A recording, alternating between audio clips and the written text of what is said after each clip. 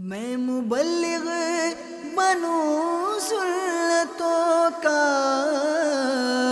خوب چرچا کروں سنتوں کا، ہو کرم بحر خاک مدینہ۔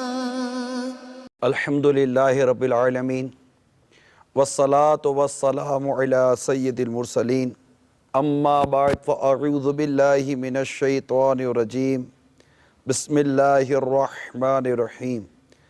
الصلاة والسلام علیک یا رسول اللہ وعلی آلک واصحابک یا حبیب اللہ۔ الصلاة والسلام علیک یا نبی اللہ وعلی آلک واصحابک یا نور اللہ۔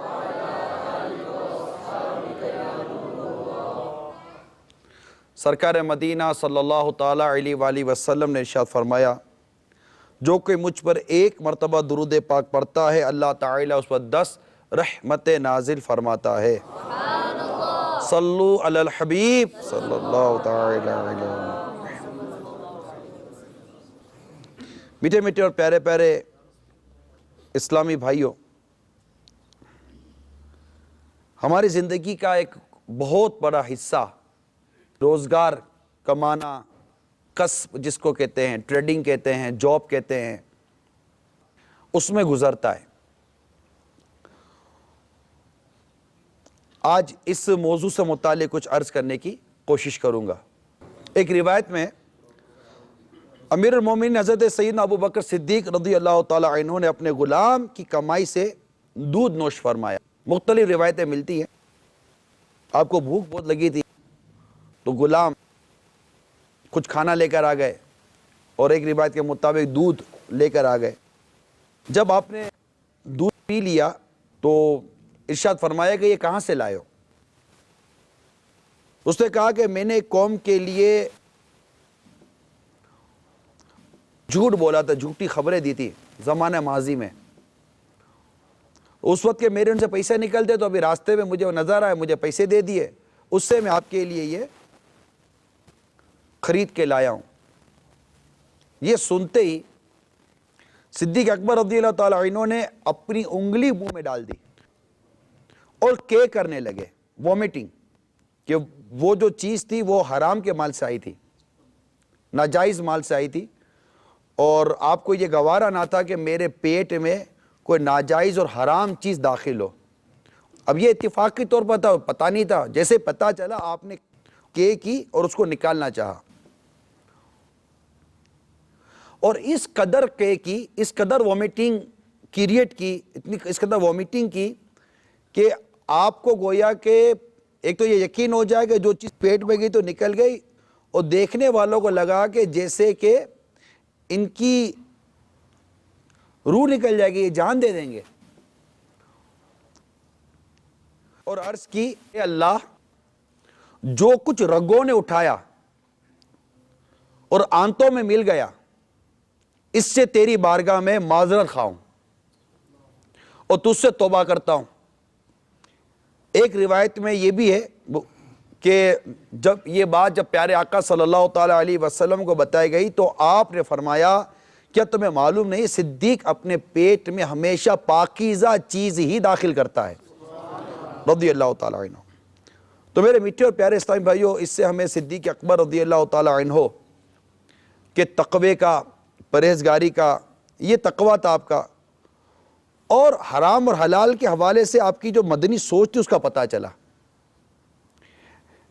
اس بات کا انکار نہیں ہے کہ ہمیں روزگار کمانا ہے، کیونکہ اہل و عیال کی کفالت کرنا، ان کی دیکھ بھال کرنا، ضرورتیں پوری کرنا، اگر شوہر ہے تو اس پر تو نان نفقہ، کھانا پینا، کپڑے وغیرہ جو ہوتے ہیں، یہ سب واجب ہوتا ہے، حسب مطلب کہ ضرورت کے تحت کپڑے دینا، کھانا دینا، مکان دینا، کئی چیزیں اس پر واجب ہوتی ہیں۔ اولاد کے لیے انتظام کرنا، اپنے ماں باپ کو محتاجی سے بچانا، خود کو محتاجی سے بچانا، بہت ساری اچھی اچھی نیتیں بنتی ہیں، اور یہ ایک نظام قدرت، ایک معیشت ہے ہماری کہ ہم لوگ روزگار کماتے ہیں، کاروبار کرتے ہیں، کوئی اپنا ذریعہ روزگار نوکری کو بناتا ہے، کوئی اپنا ذریعہ روزگار ٹریڈنگ کو بناتا ہے، کوئی اپنی خدمات بیچتا ہے، سروسز بیچتا ہے۔ مقصد یہ ہوتا ہے کہ میں کسی طور پر کچھ پیسے کماؤں، کیونکہ یہ نظام ہے کہ پیسے جب آتے ہیں تو اسے آٹا خریدا جاتا ہے، چاول خریدے جاتے ہیں، اور دیگر خرد و نوش یعنی کھانے پینے کی اشیاء اسے خریدی جاتی ہے، پہننے کے لیے لباس خریدا جاتا ہے، رہنے کے لیے مکان خریدا جاتا ہے۔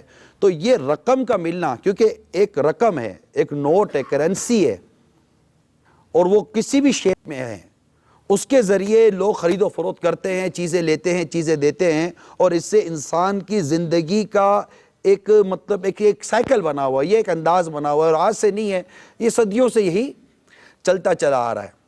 مگر اس کام کے کرنے میں چونکہ بندوں کا بندے سے تعلق ہے، اور اسلام چونکہ دین کامل ہے، اس لیے ہمیں اسلام اس معاملے میں ہمیں رہنمائی کرتا ہے۔ اسلام کمپلیٹلی گائیڈ لائن فراہم کرتا ہے کہ تمہیں روزگار اور یہ کاروبار کیسے کرنا ہے، اور اس میں ہم کو تاکید ہے، ایک طرف ترغیب ہے کہ یہ کرو، اس کے کرنے کے ثواب بیان کیے گئے حدیثوں میں۔ جی ہاں، کاروبار کرنے کا بھی ثواب ہے، روزگار کمانے کا بھی ثواب ہے۔ حدیث پاک میں ہے کہ گناہوں میں سے بعض گناہ ایسے ہیں انہیں طلب معاش یعنی کہ کاروبار کے متعلق، روزگار سے متعلق جو ارادہ کرتا ہے آدمی، جو سوچتا ہے، اور بعض اوقات اس معاملے میں جو فکریں ہوتی ہیں، ٹینشن کریٹ ہوتا ہے نا، وہ جو ارادے اور وہ جو یہ اسٹرگل ہے، وہ جو کوشش ہے نا، یہ وہ کوشش ہے جو اس کے کئی ایسے گناہ ہیں جو اس کی وجہ سے معاف کر دیے جاتے ہیں۔ یہ اتنی پیاری روایت ہے۔ ایک اور حدیث میں ہے، سچا تاجر، آنیسٹ بزنس مین، بروز قیامت صدیقین اور شہداء کے ساتھ اٹھایا جائے گا۔ سچا تاجر، سچ بولتا ہو، آنیسٹی ہو اس کے اندر۔ ایک اور حدیث میں، پیشہ اختیار کرنے والے مومن کو بے شک اللہ پسند فرماتا ہے، یعنی ایسا بندہ اللہ کا پسندیدہ ہے۔ تو بہت ساری اس معاملے میں ہمیں روایت ملتی ہیں۔ تو اب چونکہ بندوں کا بندے سے تعلق ہے، پھر اس میں سچ، دھوکہ، ملاوٹ، دیانت، ایز پر کمنڈمنٹ، اور بہت ساری چیزیں اس میں آتی ہیں۔ نماز پڑھنے کا ایک طریقہ ہے نا، اس کے کچھ پرنسپلز ہیں نا، کہ یوں کپڑے پاک کرنے ہیں، بدن پاک کرنا ہے، جگہ کا پاک ہونا ہے، پھر آ کر قبلہ روح ہونا ہے۔ اب کوئی ادھر نماز پڑھے، کوئی ادھر منہ کر کے نماز پڑھے، یہ تو کوئی طریقہ نہیں ہے نا۔ سب کے سب ایک ہی سمت ہو کر قبلے کی طرف منہ کر کے سارے نماز پڑھتے ہیں۔ پھر قرآن یوں پڑھنا ہے تو رکوع یوں کرنا ہے تو سجدہ یوں کرنا ہے، یہ عبادت ہے، عبادت۔ اسی طرح روزہ ہے کہ اس وقت بند کرنا ہے، اس وقت کھولنا ہے یا نہیں ہے؟ زکوٰۃ ہے، اتنی دینی ہے اور اتنے عرصے میں دینی ہے۔ یوں ہی معاملات کی باری آتی ہے۔ ایک وہ ہے کہ اللہ تعالیٰ کا بندوں کے ساتھ تعلق ہے، اور ایک وہ ہے کہ بندوں کا بندوں کے ساتھ تعلق ہے۔ اب اس کے بھی پرنسپلز ہیں تاکہ یہ لوگ آپس میں لڑے نہ، ان میں کسی قسم کا لڑائی جھگڑا نہ ہو، یہ ایک دوسرے کو دھوکہ نہ دیں، کیونکہ ان کے ساتھ شیطان لگا ہوا ہے، ان کے ساتھ نفس لگا ہوا ہے۔ یہ مال کمانے میں، آگے بڑھنے میں، فخر و تکبر کرنے کی وجہ سے یہ آگے بڑھیں گے اور ایک دوسرے کا جیب کاٹیں گے، گلا کاٹیں گے، یہ روبری کریں گے، یہ وہ تھریٹ کر کے لیں گے، ملاوٹ کر کے لیں گے۔ تو ایک پرنسپل بیان کیے گئے، اور پھر ہمیں ڈرایا گیا ہے کہ دیکھو اگر تم شریعت کے ان اصولوں کے مطابق تجارت نہیں کرو گے، جاب نہیں کرو گے، اور تمہارا مال حرام ہو گیا، ناجائز ہو گیا، تو تمہیں سزا ہو سکتی ہے۔ ہمیں حرام روزی سے ڈرایا گیا ہے، اور ایک مسلمان ہونے کی حیثیت سے ہم کو ان تمام اصولوں پر عمل کرنا ہی پڑے گا۔ صلی اللہ تعالی علیہ وسلم کا فرمان حکمت نشان ہے، جو شخص 40 روز تک حلال رزق کھائے، اللہ تعالیٰ اس کے دل کو روشن کر دیتا ہے، اور اس کے دل سے حکمت کے چشمے اس کی زبان پر جاری فرما دیتا ہے۔ اور ایک اور روایت میں ہے، اللہ تعالیٰ اسے دنیا میں پرہیزگاری عطا فرماتا ہے۔ مروی ہے، حضرت سیدنا سعد رضی اللہ تعالیٰ عنہ نے نبی پاک صلی اللہ تعالیٰ علیہ وآلہ وسلم کی بارگاہ میں عرض کی، آپ صلی اللہ تعالیٰ علیہ وسلم اللہ سے دعا کریں اللہ مجھے مستجاب الدعوات بنا دے، یعنی اللہ ایسا بنا دے کہ میں جب دعا کروں میری دعا قبول ہو جائے۔ تو اللہ کے پیارے حبیب صلی اللہ تعالیٰ علیہ وآلہ وسلم نے ارشاد فرمایا، اپنے کھانے کو پاکیزہ بناؤ تمہاری دعا قبول ہوگی۔ ہم میں سے کس کی خواہش نہیں ہے؟ وہ امیل سنت کے کلام میں ایک شعر ہے، ہاتھ اٹھتے ہی بر آئے ہر مدعا، وہ دعا میں اثر مصطفیٰ دیجیے۔ یعنی اللہ تعالیٰ ہمیں ایسی برکت عطا فرمائے کہ ہم جو دعا کریں اللہ تعالیٰ ہماری دعا قبول فرمائے، اور اللہ تعالیٰ دعا قبول فرماتا ہے۔ وہ خود قرآن میں فرماتا ہے کہ مجھ سے مانگو میں دعا قبول کرتا ہوں۔ اللہ تعالیٰ دعا قبول فرماتا ہے، ٹھیک ہے، یہ تو قرآن پاک میں آ گئے نا۔ لیکن جب ہم رزق حلال کمائیں گے تو ہماری اللہ تعالیٰ دعائیں قبول فرمائے گا۔ یہ حدیث پاک میں بھی سرات آ گئی ہے۔ اس کے لیے ضروری ہے کہ ہمارا رزق حلال ہو۔ کیا ہو؟ حلال ہو، ہم رزق حلال کمائیں، ہم حرام روزی سے خود کو بچائیں۔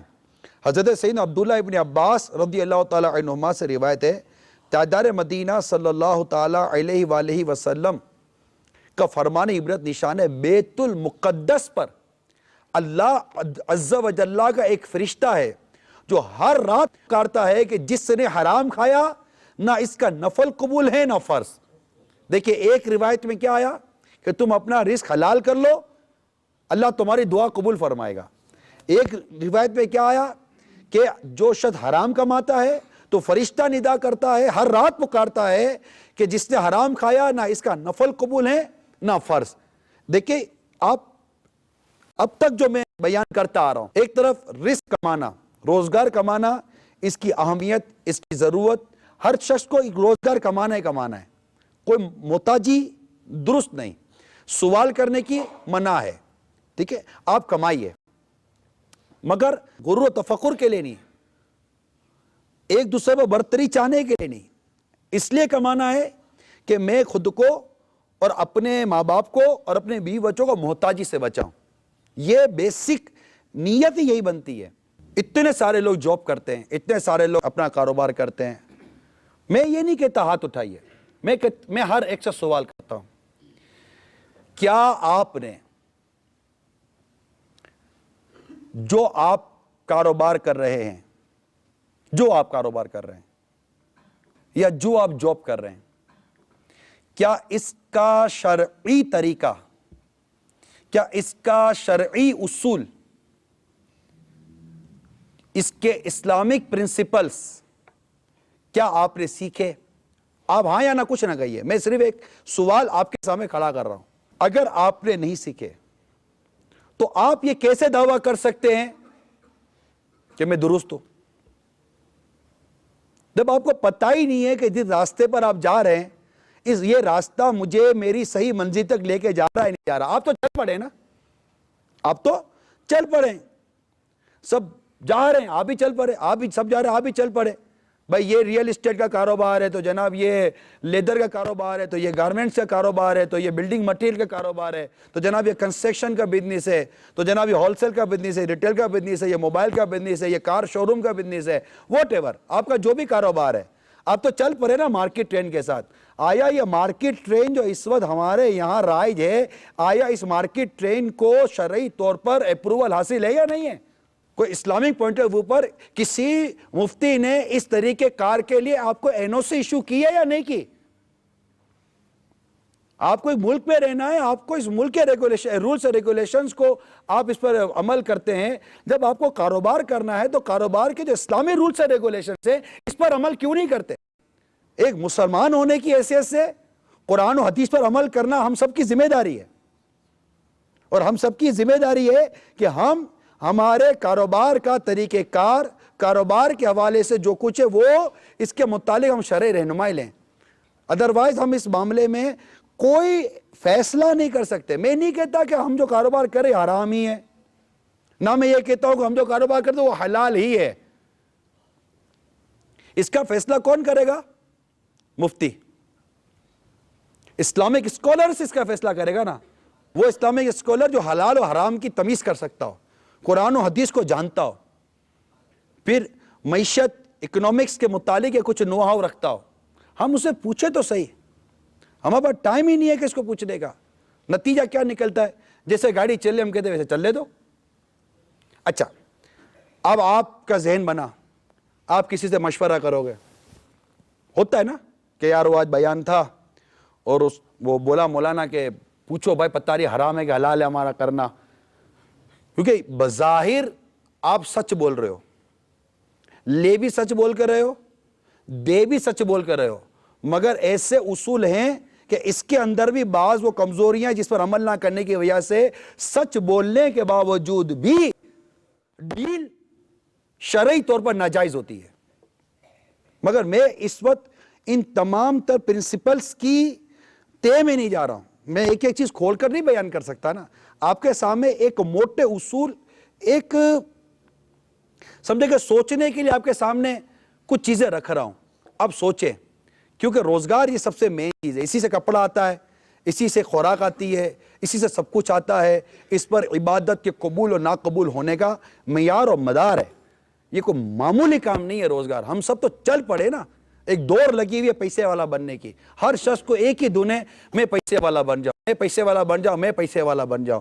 پیسے والا بننے کے لیے کہاں رہنا ہے, کیا رہنا ہے, کس کے ساتھ رہنا ہے, کچھ بھی کرنا ہو میں کرنے کے لیے تیار ہوں. یار یہ بتاؤ پیسہ کیسے آئے گا, ایک ہی بات ہے یار, پیسہ کیسے آئے گا, میں کماؤں گا کیسے, مجھے اتنا بتا دو یار, میں غریب نہیں رہنا چاہتا. یار ہر کوئی یہ سوچتا ہوگا. ارے خدا کے بندو, تمہیں پیسہ کمانا ہے تو پیسہ حلال طریقے سے تو کماؤ یار, حرام طریقے سے کمانے کا کیا فائدہ.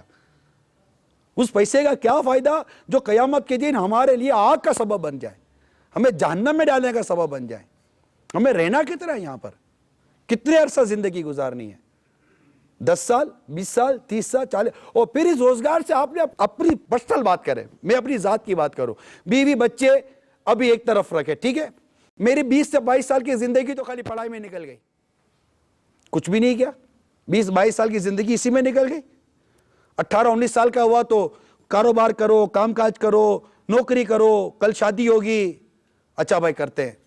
اب 5 پڑھائی میں اور اسی چیزوں میں نکل گئے. 25-30 سال کا ہوا, شادی وغیرہ ہو گئی, اب شادی ہو گئی, 1.5-2 سال ہوئے, 2-3 سال ہوئے, اللہ کی رحمت سے بچے کی ولادت ہو گئی گھر میں. اب جناب میں 28-30 سال کا ہوا تو ایک بچہ ہے, اور ایک عورت ہے میرے گھر میں. اب میں اپنے لیے تھوڑی کما رہا ہوں, میں تو ان کے لیے کما رہا ہوں. بھائی میرا پیٹ 5,000 روپے میں بھر رہا ہے, لیکن مجھے گھر چلانے کے لیے 15,000 روپے چاہیے.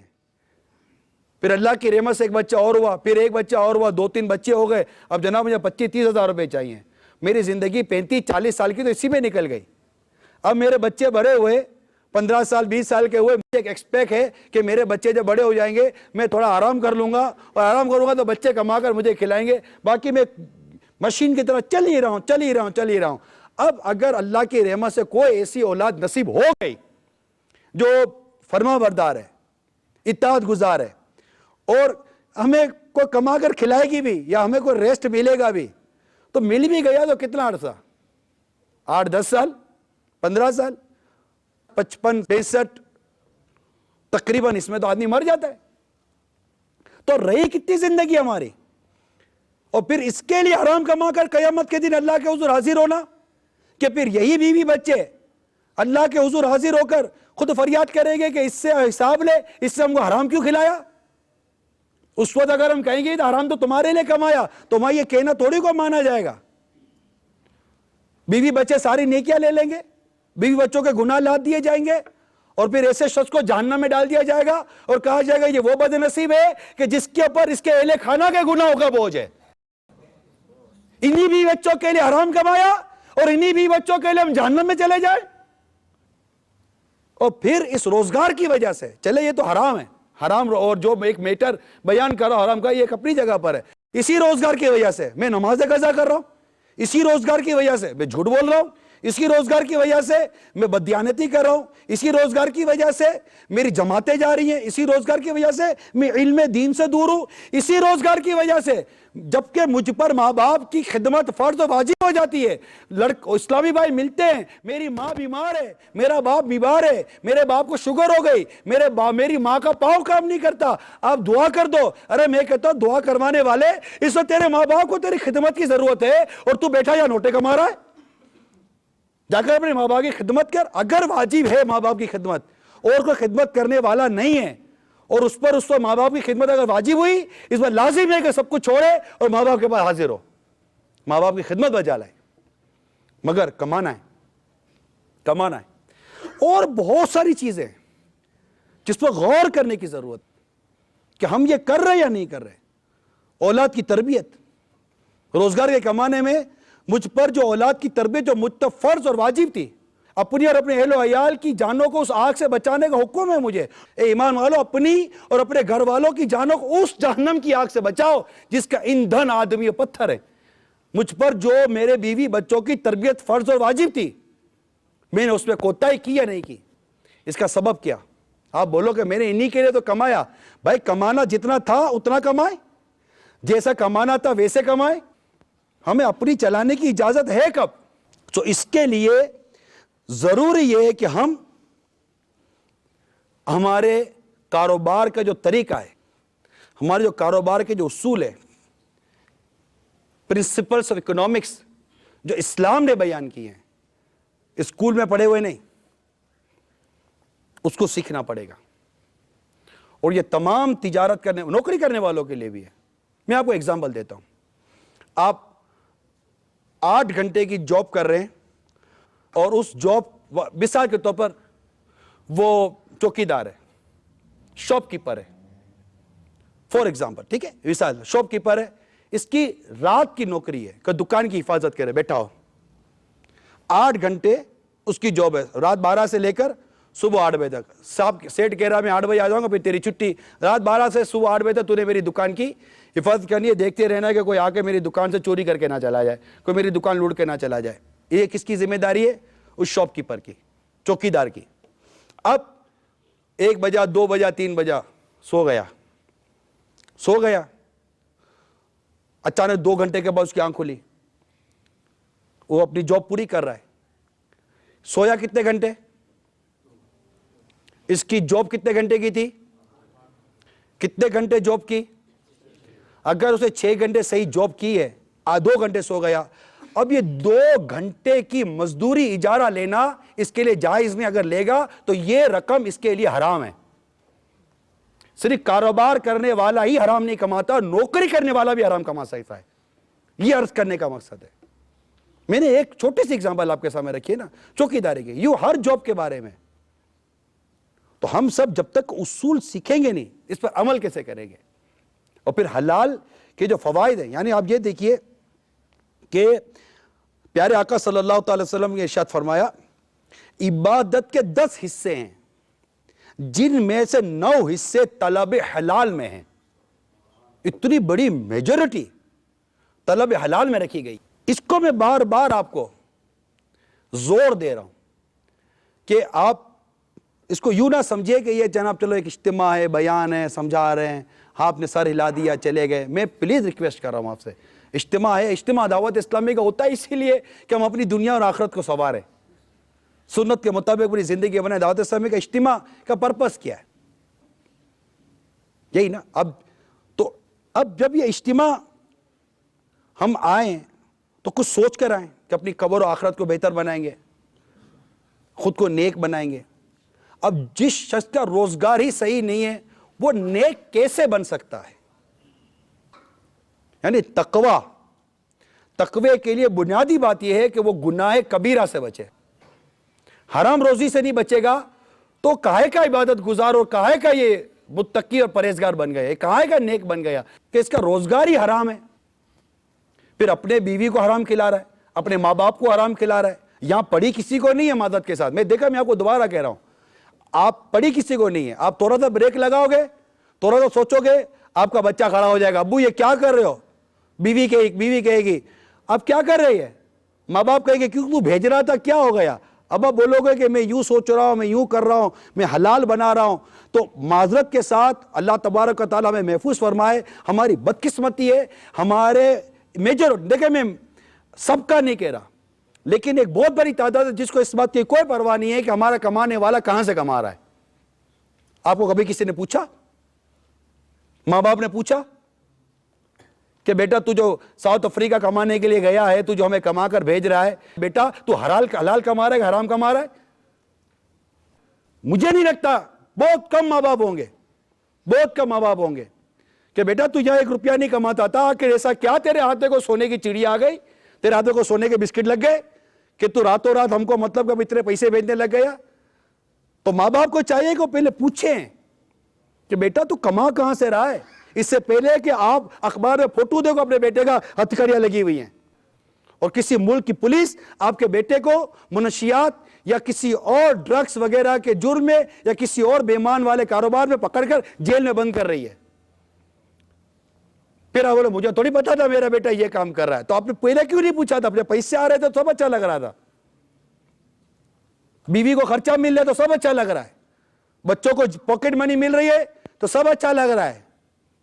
میرے باپ جیسا کوئی باپ نہیں، واقعی آپ کے باپ جیسا کوئی باپ نہیں۔ جس دن آپ کے باپ نے آپ کی پاکٹ منی روکی، اس دن آپ اعلان کرتے پھرو گے میرے باپ جیسا کوئی کنجوس باپ نہیں ہے، میرے باپ جیسا کوئی بخیل باپ نہیں ہے، یہ بھی کوئی باپ ہے؟ کیونکہ وہ آپ کی قدر کب کرتا جب آپ اس کو شریعت اور طریقت اور اسلام کی چند باتیں بتاتے۔ اس کی تو ساری بیسی پیسہ دولت بنی ہوئی ہے۔ کتنی ایسی اولاد ہے جو باپ کی اطاعت گزار ہیں، باپ ایک دفعہ پیسہ روک کر یار چیک تو کرے، پتا چلے کہ بیٹا کتنا اطاعت گزار ہے۔ یہ ایک ایسے چوٹ کرنے کے لیے بات کہہ رہا ہوں۔ یہ ساری رکاوٹیں آ سکتی ہیں، مگر ہمیں اللہ تبارک و تعالیٰ کی بارگاہ میں حاضر ہونا ہے، یہ یاد رکھیے۔ ایک دن ہمیں اللہ کی بارگاہ میں حاضر ہونا، ہم نے دنیا سے جانا ہے، یہ مال، یہ اسباب، یہ کاروبار، یہ بیوی بچے سب یہی رہ جائیں گے، ان سب کے حقوق کی ادائیگی ضروری ہے، لیکن اللہ کی فرما برداری کرتے ہوئے، قرآن و حدیث پر عمل کرتے ہوئے، مارکیٹ میں رہنا، میں نہیں کہتا کہ مارکیٹ میں نہ رہیں، جائز حلال طریقے سے مارکیٹ میں رہیں، جائز اور حلال طریقے سے روزگار کمائیں، سب چیز غور کیجئے۔ جو آپ نے پرچیزنگ کی ہے، آیا یہ پرچیز کرنا جائز تھا یا نہیں تھا؟ میں نے جو کنڈیشن لگائی، جو شرط لگایا، آیا یہ کنڈیشن اس ٹریڈنگ کے اندر، اس ڈیلنگ کے اندر یہ کنڈیشن کرنا جائز تھا یا نہیں تھا؟ یہ ساری باتیں پوچھنے کے لیے اللہ تعالیٰ میں مدنی سوچ عطا فرما دے۔ رہی بات ایک اور پہلو، آپ کا ڈر نکالنے کے لیے کہہ رہا ہوں، یہ پیسہ جاتا کہیں نہیں ہے۔ اللہ تعالیٰ نے واضح طور پر ارشاد فرمایا، زمین پر رینگنے والا کوئی جاندار ایسا نہیں جس کا رزق میرے ذمہ کرم پر نہ ہو۔ اللہ تعالیٰ نے ہم سب کے رزق کا ذمہ لیا ہوا ہے۔ ارے جب اللہ رزق کا ذمہ لے لے، پھر انسان کو، مسلمان کو کسی چیز کی کیا پرواہ؟ ارے تم پرواہ نہیں کرو، میں ہوں نا۔ اگر آپ کو کوئی ساؤنڈ آدمی، کوئی بڑا آدمی یہ کہہ دے یار میں بیٹھا ہوں، آپ کو کیا فکر ہے؟ آپ فکر کرو گے؟ کرو گے؟ نہیں کرو گے نا۔ رب فرماتا ہے، رب ذمہ لے رہا ہے، اپنے کرم سے ذمہ لے رہا ہے، تو پیسہ کہیں نہیں جاتا۔ بس ہم رزق کمائیں اس کی اطاعت کرتے ہوئے، اس کو راضی کرتے ہوئے۔ وہی زندگی دینے والا ہے، وہی موت دینے والا ہے، بیمار ہوتے تو وہی صحت دینے والا ہے، ہم پیاسے ہوتے پانی وہ دے رہا ہے۔ پانی میرے سامنے آیا، اب یہ 1 گلاس پانی میں نے پیا، اب اللہ اگر اس پانی میں سے جو میں پی رہا ہوں پیاس بجھانے کی تاثیر چھین لے تو میں سمندر پی جاؤں میری پیاس نہیں بجھے گی، ٹھیک ہے؟ اور اللہ تعالیٰ اس پانی میں اگرچہ وہ ایک ہی قطرہ ہو، اس میں پیاس، میری پوری پیاس بجھانے کی تاثیر ڈال دے تو میری پیاس بجھانے کے لیے اس پانی کا ایک قطرہ کافی ہے یا نہیں ہے؟ اللہ تعالیٰ جس مال میں برکت دے گا وہ پورا ہو جائے گا، اور وہ ملے گی اس کی اطاعت اور فرما برداری سے، حلال سے ملے گی۔ یہ اتنی اہم بات ہے جو ہماری موٹی عقل میں آتی نہیں ہے۔ ہم سمجھتے پیسہ ہوگا تو گزارا ہوگا، میں کہتا ہوں اللہ تعالیٰ چاہے گا تو گزارا ہوگا۔ اللہ تعالیٰ شفا دے گا تو شفا ملے گی، ورنہ انجیکشن پہ انجیکشن کھاؤ، ڈریپ پہ ڈریپیں چراؤ، تم کچھ بھی کر لو، مہنگی سے مہنگی ٹیبلٹس لے لو، اللہ تعالیٰ نے اسے شفا لے لی، وہ دوا تمہیں شفا نہیں دے سکتی. وہ بغیر دوا کے شفا دینے پر قادر ہے. میں اس کی فرما برداری کو چھوڑ کر میں جھوٹ پر، خیانت پر، دھوکے پر، ملاوٹ پر اس پر یقین کروں، معاذ اللہ ثم معاذ اللہ میری مت ماری گئی ہے کہ میں حرام کماؤں. نہ بابا، میں حرام نہیں کماتا، اور ہم حرام نہیں کمائیں گے، ہم حلال کمائیں گے. بس تھوڑا کمائیں گے مگر حلال کمائیں گے، تھوڑا کمائیں گے مگر. سرکار مدینہ صلی اللہ تعالی علیہ وسلم نے ارشاد فرمایا، جس شخص نے گناہ کے ذریعے مال حاصل کر کے، گناہ کے ذریعے مال حاصل کر کے اس سے صلہ رحمی کی، یعنی رشتہ داری نبھائی، یا صدقہ کیا، مسجد بناتے ہیں، مدرسہ بناتے ہیں، یا کسی اور قسم کا صدقہ کیا، یا اس سے اللہ کی راہ میں خرچ کیا، تو اللہ تعالیٰ اسے یہ جو کیا نا، اسے اس سبب کے ساتھ جہنم میں ڈال دے گا. حرام روزی سے، گناہ کے ذریعے جو مال کمایا. لہذا یہ چیک کرنا بہت ضروری ہے میرے میٹھے پیارے اسلام بھائیو، میرا مال کہاں سے آ رہا ہے. اور انشاءاللہ ہم چیک کریں گے. آنکھیں کھول لو اس سے پہلے کہ آنکھیں بند ہو. یہ آنکھیں بند ہونے کے بعد جو آنکھیں کھلیں گی نا نیچے جا کر، پھر صرف افسوس ہوگا، پھر کوئی واپسی نہیں ہے. پھر جو چھوڑا وہ چھوڑا، اس کے ساتھ جو سلوک ہوگا وہ ہوگا. حضرت سیدنا ابن عباس رضی اللہ تعالی عنہما نے ارشاد فرمایا، اللہ عز و جل اس شخص کی نماز قبول نہیں کرتا جس کے پیٹ میں حرام غذا ہو. حضرت سیدنا سہل تستری رضی اللہ تعالیٰ عنہ فرماتے، جو شخص چاہتا ہے کہ اس پر صدیقین کی حالات ظاہر ہوں. صدیقین یہ اولیاء کرام کی سب سے اعلیٰ قسم ہے. صدیقین کی حالت اس پر ظاہر ہو، وہ ہمیشہ حلال و پاک کھانا کھائے اور سنت اور ضروری کام کے علاوہ کچھ نہ کرے. اللہ تعالی ہم سب کو عمل کرنے کی توفیق عطا فرمائے. آمین بجاہ نبی الامین صلی اللہ تعالی علیہ وآلہ وسلم. میں مبلغ بنوں سنتوں کا، خوب چرچا کروں سنتوں کا، ہو کرم بہر خاک